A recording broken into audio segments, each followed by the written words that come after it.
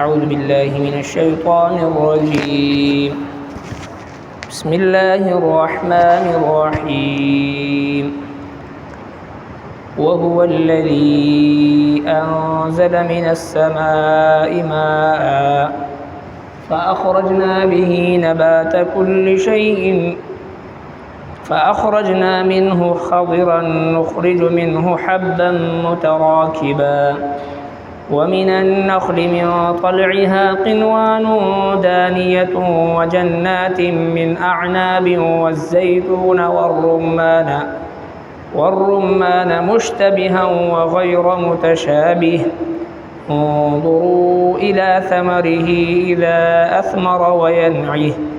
إن في ذلكم لآيات لقوم يؤمنون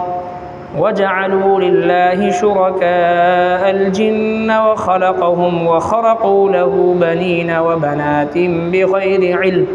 سبحانه وتعالى عما يصفون. صدق الله العظيم. دین مخی اللہ جل شانہ اخبر ذات باندی د توحید آفاقی دلائل هغه بیان فرمایل. پدی رنبی آیت مبارکہ کی مزید دلائل د توحید ذکر کئی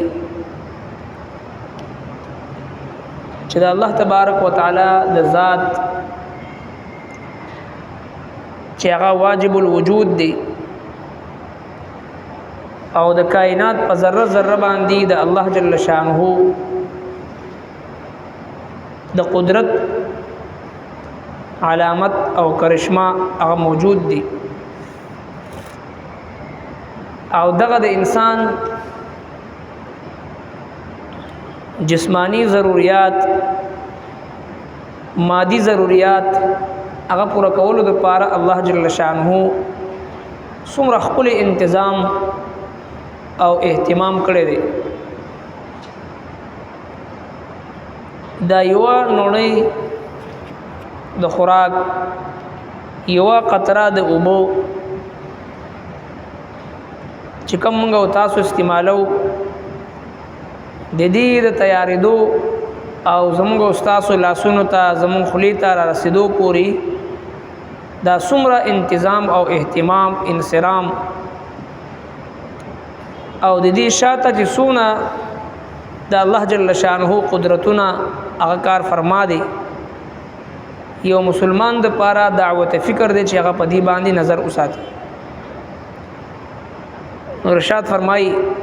وهو الذي او هغه الله جل شانه هغه ذات دی انزل من السماء چې راولي د برنا راوري د برنا ما ان ابو فاخرجنا به نروستلی مون پدی باغی سرا پدی ابو سرا نبات کل شیء بوٹی ہر قسم فاخرجنا منه نروستل مون داغینا مون دغی بوٹی نا د زمکینا د دی باران په ذریعہ باندې خضرن شینکی نخرج منه روباس مون داغینا حبا دانا متراکبا لاندی باندی ومن النخل او د کجرنا من طلعها د کسوڑ داغینا قنوان غنچکنا دانیت نزدی وجنات او باغنا من اعناب د انگرو والزیتون او د زیتون خنا والرمان او انار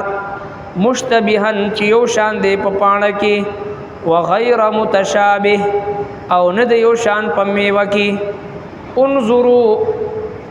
اگوری الى ثمره میوی دا غیتا اذا اثمر کلچ میوو نسی وینعی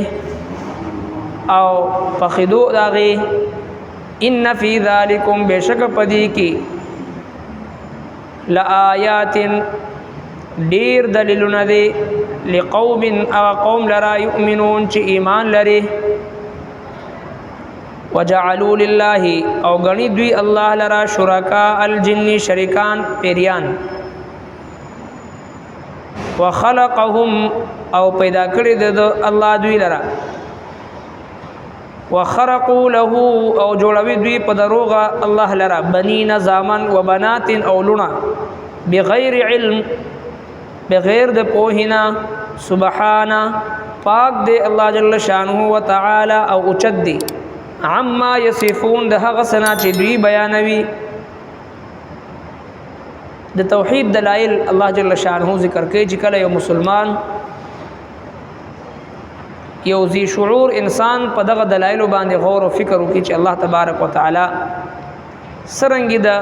اسمان نا د برنا د اوریزنا اوبو راوري او بیا دغه اوبو په ذریعہ باندې نباتات فصلونه میوي راوخیږي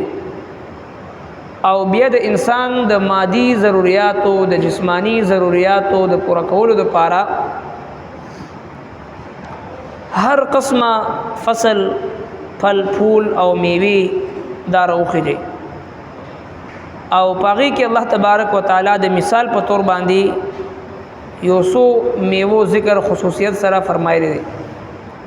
پاغي کې فرمایي چې ومن النخل او د قجورنا دا قجوره بظاهر باندې یو عام خوږ سیز منتخکاری خو جناب نبی کریم صلی الله علیه وسلم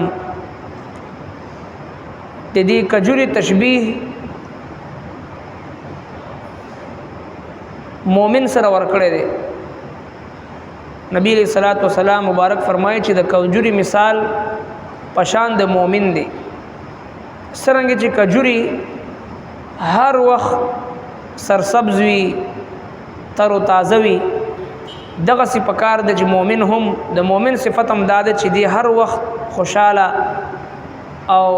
خند پشانه سره تر او تازه او په معاشره کې د خوشحالي تقسیمون کې او د نفرتونو ختمون کې څنګه چې د کجوري اونه تر او تازه وي هر وخت نو پکار د چې مومن هم دغه شی د مومن شان داده د مومن صفت داده چې هغه هر وخت تر او تازه وي او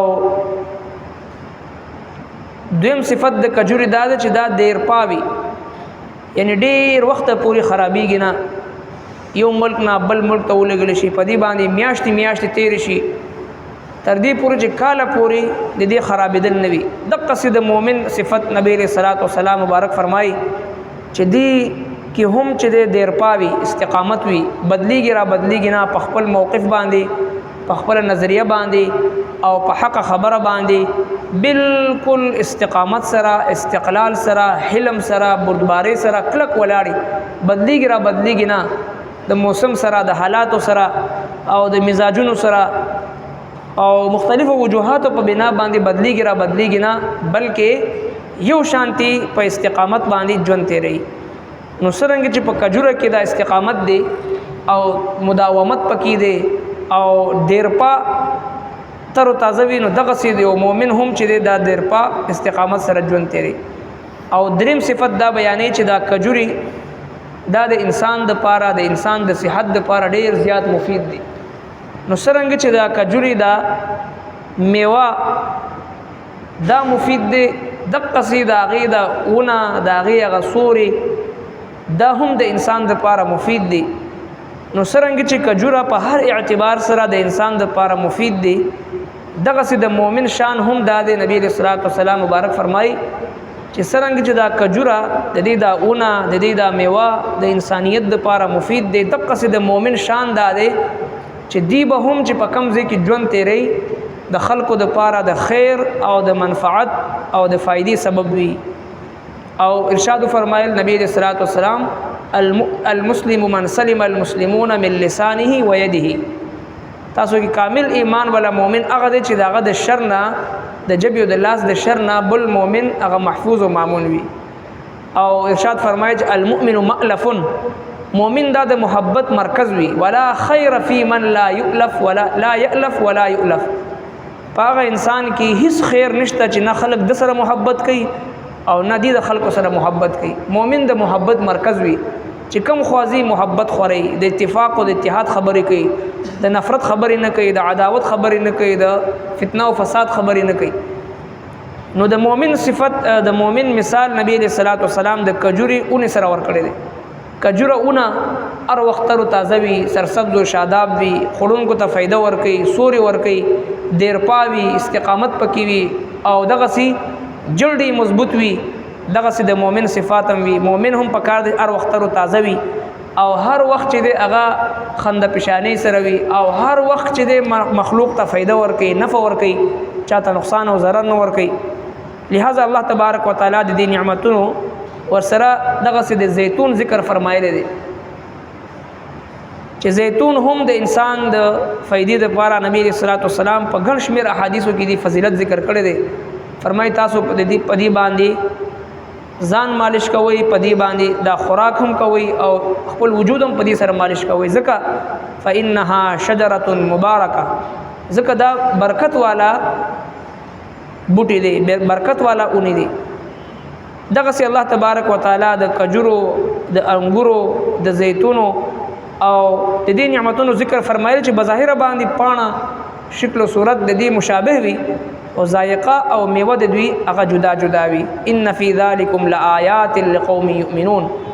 په دغه شیزونو کې د مؤمنانو د پاره یقین کوونکو خلکو د پاره نخې د قدرت موجود دي چې کم خلق د الله تبارک وتعالى په دې نعمتونو باندې غور او فکر کوي او ورپسې آیت کریمه کې الله جل شانه د مشرکین او مذمت بیان کړی دی چې دومره لوی او دومره ګڼ شمیر د توحید دلایل اوریدلو باوجود دوی د الله تبارک وتعالى په ذات کې کله جنات شریک کوي او کله د الله جل شانه د پاره ضامن ثابتي او کله لونه ثابتي د مشرکین او د شرک هغه مذمت الله جل شانه بیان کړی